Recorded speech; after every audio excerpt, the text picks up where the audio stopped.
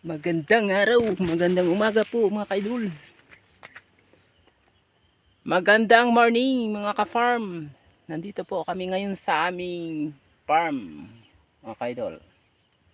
So mga kaidol, magandang umaga po sa iyo lahat. Dito po kami sa aming farm, upo farm. So tingnan nyo po ang aming upo ngayon.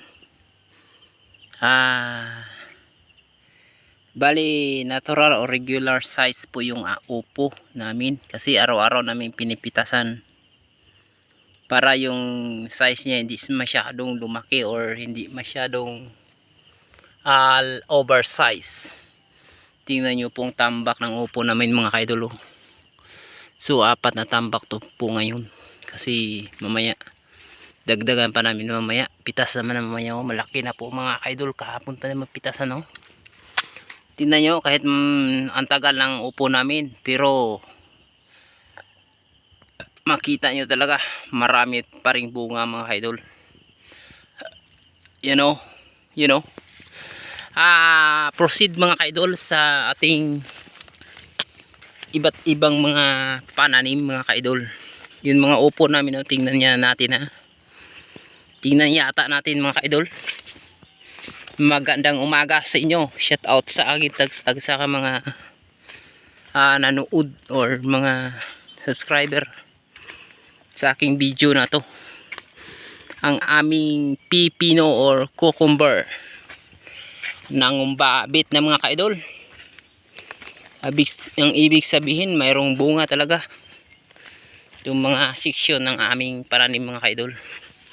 Hayan ang aming upo, umabot na sa malayong mga destination sa pagkaatay mga kaidol dahil ito ay upo ay talagang malawakan ng mga bubong niya para siya ay magsawa sa pagkatay kahit saan basta malaking bubong yung mga kaidol.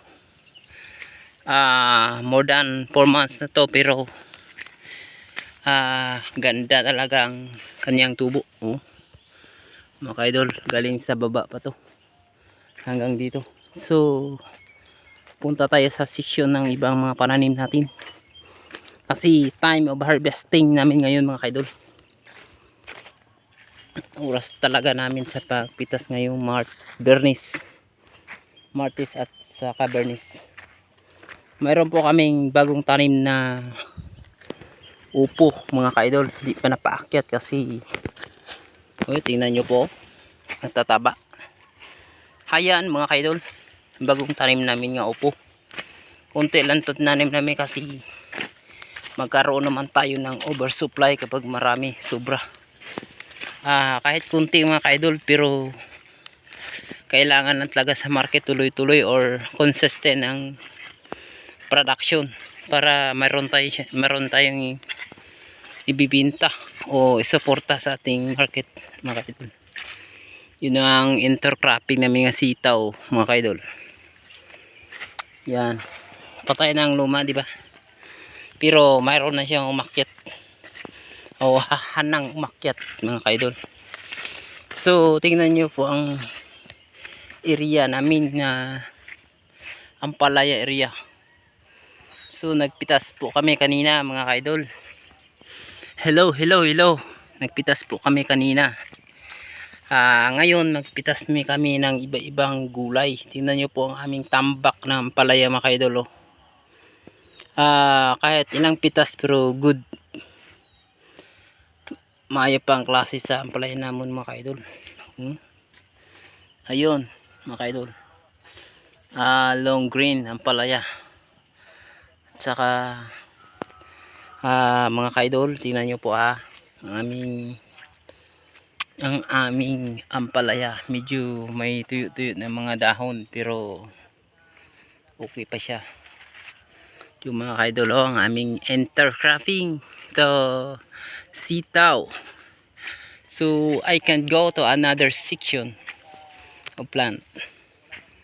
Yan mga kaidol.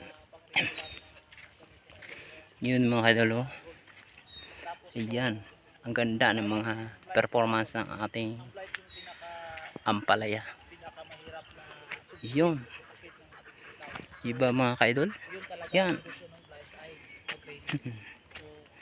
Ano nyo po ha, aming bagong tanim na ampalaya. Simula pa lang to mga ka-idol ng mga bunga.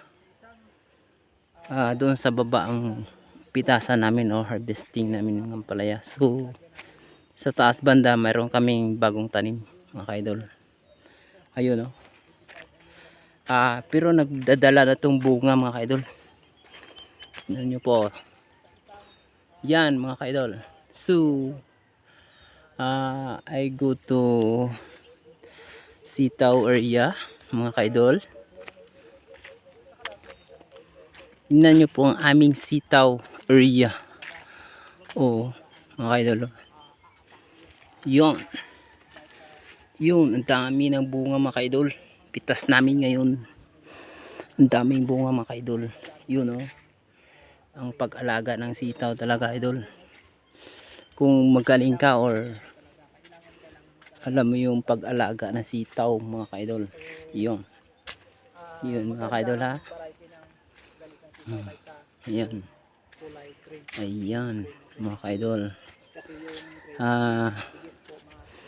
At kung kailangan yung alamin ang pag-alaga ng sitaw mga ka-idol, alamin nyo talaga mga ka-idol pag-alaga ng sitaw.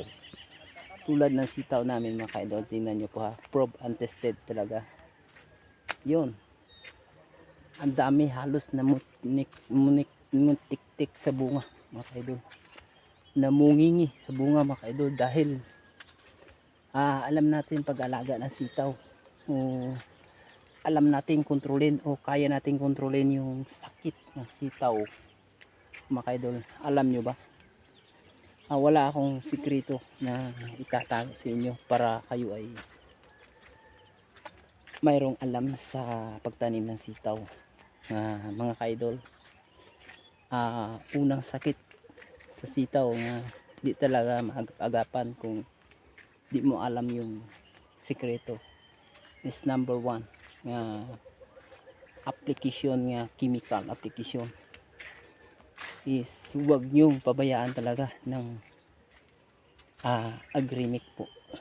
Number 1 yun, kasi ang agrimic yun ang mag-control ng blight. Once pumasok yung blight sa sitaw nyo, talagang mahirap na yan bumunga o mahirap na balik yung mga dahon niya. Kasi pag dating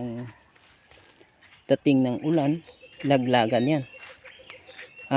Pero kung makontrol niyo yan, kailangan mga ka-idol 3 beses o 2 beses kayo mag-spray ng ibang chemical. Tapos blight naman ng agrimic naman ulit, kasi kailangan talaga mayroong interval. Saka tulad ng yung interval nyo mga ka-idol, yung gold. Ang gold po the best talaga sa ulod mga ka-idol, kasi yung sitaw mabilis mauud. Tingnan nyo po mga bunga mga ka-idol. Yan o.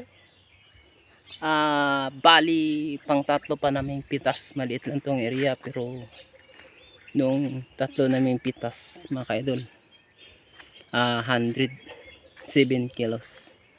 Almost lang to, katudling 5 mga ka-idol, pero bubunga talaga ng marami-rami basta maayos lang pag-alaga mga ka-idol. So kung sino man na may nakuhang magandang aral dyan or sa aking videos, subscribe na lang po sa aking channel. Thank you and God bless to all. Tingnan nyo po ang aking production sa aming sitaw ngayon mga ka-idol.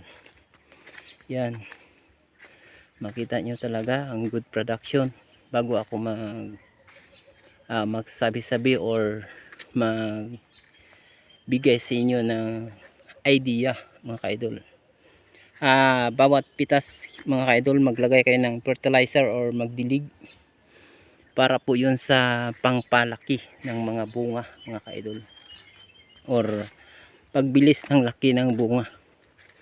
So makita naman nyo talaga bara sa bunga mga ka-idol dahil maganda ang pag-alaga at saka walang nakapasok na mga another insects. So ang ganda, di ba? Yun mga ka-idol. Yun. So God bless and thank you very much mga ka-idol, mga panood nyo, mga ka-farm. Bye bye and God bless you. Thank you.